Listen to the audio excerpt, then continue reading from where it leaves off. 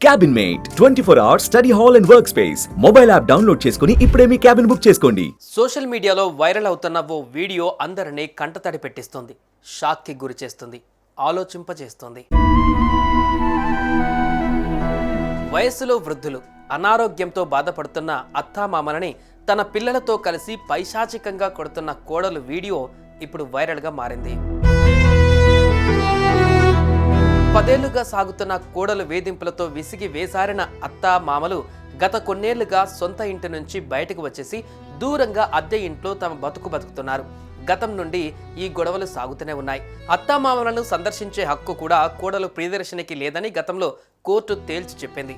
అయినప్పటికీ మార్చి 10వ తేదీన రాత్రి 8 గంటల సమయంలో పిల్లలతో కలిసి అత్తామామల ఇంటికి వెళ్ళింది. వెళ్లడంతోనే అత్తామామలపై దాడికి దిగింది.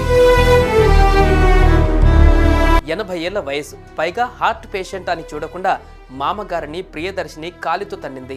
క్యాన్సర్ పేషెంట్ అయిన అత్తగారిని తాను కూడా ఓ మహిళేననే అన్న విషయం మరిచి ఆమె మంగళసూత్రం పట్టుకొని బయటికి ఈడ్చుకు వెళ్ళింది. ఈ భయంకరమైన ఘటనను అక్కడి వారు వీడియో తీశారు. ఈ వీడియో సోషల్ మీడియాలో వైరల్గా మారడంతో నెటిజన్లు తీవ్ర ఆగ్రహం వ్యక్తం చేస్తున్నారు. అలాంటి వారిపై కఠిన చర్యలు తీసుకోవాలని డిమాండ్ చేస్తున్నారు. దీంతో ప్రియదర్శిని పైన అన్నపూర్ణేశ్వరి నగర్ పోలీస్ స్టేషన్లో కేసు నమోదైంది.